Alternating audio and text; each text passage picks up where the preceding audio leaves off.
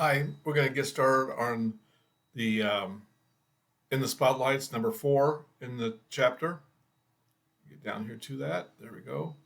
It's going to be covering random numbers. Dr. Kimura teaches an introductory statistics class and has asked you to write a program that he can use in class to simulate the rolling of dice. The program should randomly generate two numbers in the range of 1 through 6 and display them.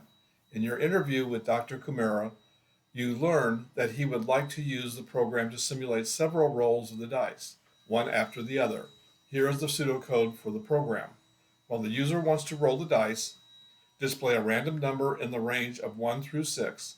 Display another random number in the range of 1 through 6. Ask the user if he or she wants to roll the dice again.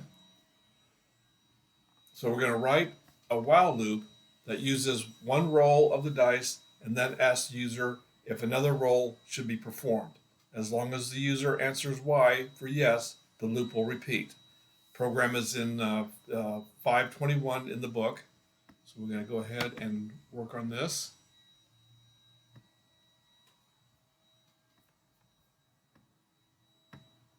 Open up a blank window, a blank file.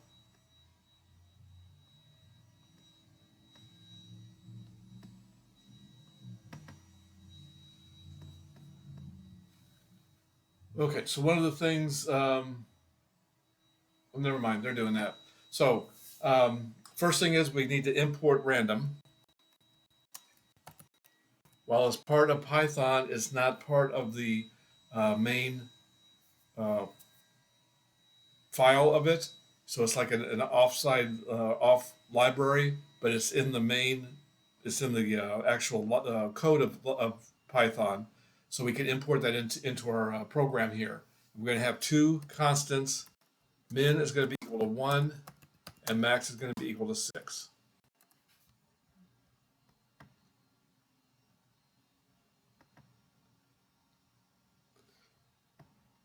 Okay, so we're only going to have our main function. We're not going to have another function on here. So def main again is going to be equal to a capital Y. Oops, no colon there. There we go.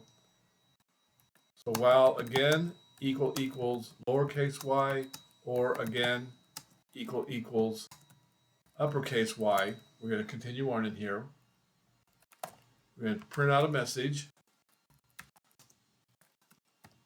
rolling the dice, and you do 3 dots there. There's like a continuation thing.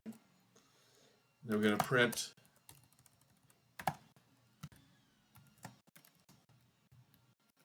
their values are, and print random dot rand int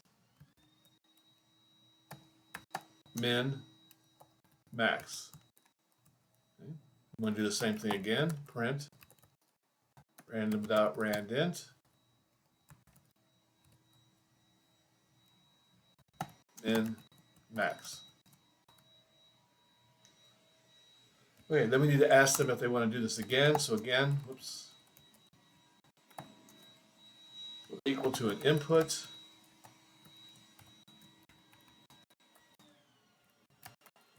Roll them again. Y equals yes. Okay, that should be the entire program there. So then we just need our main. Okay, come on, there we go. To call it. So I'm going to go ahead and save this.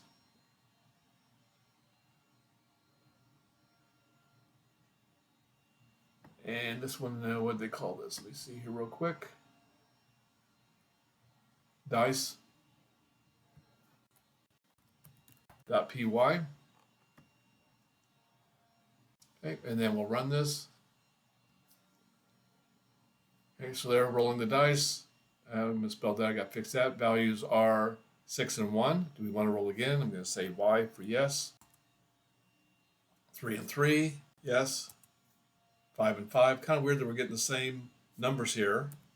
Yes. There's 5 and 1. Yes, one more time. 4 and 2, and then no, and it stops the program. So I need to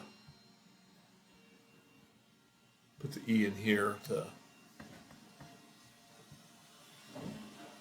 that right there. There we go. Okay, so that's this code here.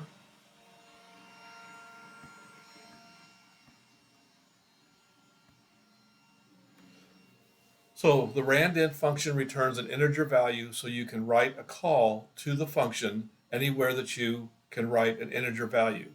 You have already seen examples where the function's return value is assigned to a variable and where the function's return value is sent to the print function.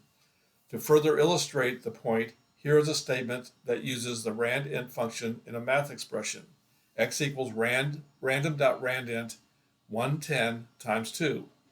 In this statement, a random number in the range of 1 through 10 is generated, then multiplied by 2.